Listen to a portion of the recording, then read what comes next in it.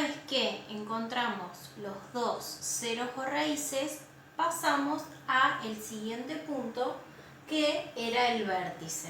Como bien dijimos antes, el vértice, como es un punto, tiene dos coordenadas, la de X y las de Y.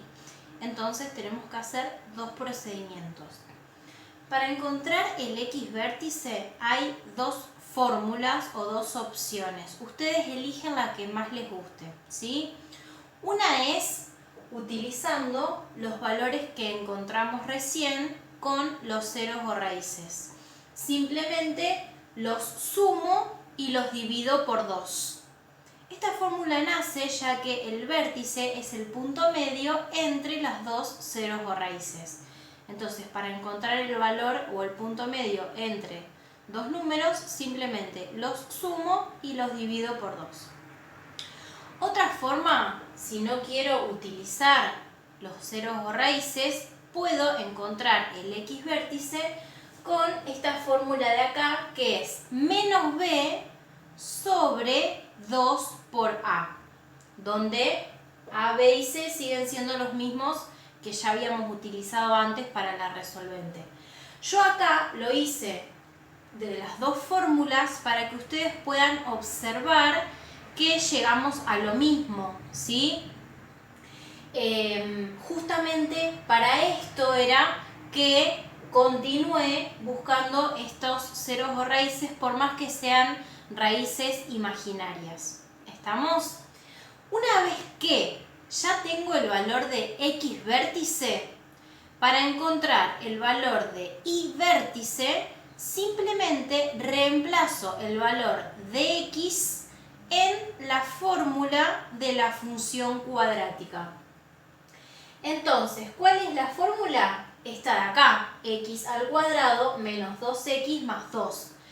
Como yo ya sé cuánto vale la x, ¿sí? Que en el X vértice la x va a valer 1, simplemente en esta fórmula reemplazo a las x por 1. Por eso es que queda 1 al cuadrado menos 2 por 1 más 2. Resuelvo, me da 1. En este caso no es que siempre va a dar X vértice igual al Y vértice. Son valores independientes, ¿sí?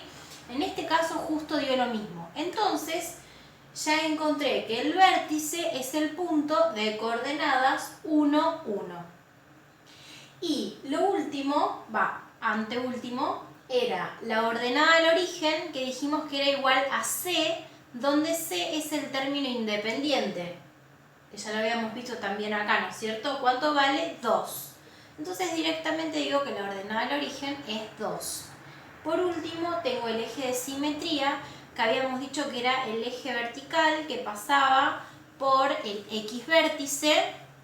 Entonces, como el X vértice nos había dado 1, el eje de simetría también vale 1. Directamente saco este valor del X vértice. Una vez que ya tengo todos los datos, pasamos a la representación gráfica. Veamos, el primer dato era 0 raíz, pero como tengo raíces imaginarias, no los voy a marcar, ¿sí? Si hubiera tenido raíces reales, sí, son los puntos donde corta a el eje X. En este caso no los marco porque son imaginarias, pero si no los tengo que marcar. Segundo punto, el vértice, que es el punto 1, 1. Entonces busco 1 de X, 1 de Y, ese punto es el vértice, hago un circulito. Después la ordenada del origen, que era el punto de intersección con el eje Y, que lo va a cortar en 2. Entonces en el eje Y busco el 2 y ahí marco la ordenada del origen. Ya tengo dos puntos. Eje de simetría va a pasar por el X vértice, donde ya había marcado el vértice antes. ¿Qué hago? Trazo una línea vertical de puntos, porque es una línea imaginaria. Esta línea, recordemos que era el eje de simetría, significa que divide a la función en dos partes iguales. Entonces, lo que puedo hacer para que el dibujo me quede más prolijo y exacto es, como solamente tengo dos puntos, lo que puedo hacer es reflejar el punto de la ordenada al origen simétricamente hacia el otro lado. Observemos, el punto ordenada al origen se encuentra a una distancia de una unidad hacia la izquierda. Entonces, su punto simétrico, desde el eje de simetría, se va a encontrar una unidad hacia la derecha. Y a ver cómo lo van a estar mirando ustedes, si está bien. Entonces, dibujo ese punto y a mano alzada lo que vamos a hacer es dibujar entonces la curva correspondiente a la función cuadrática.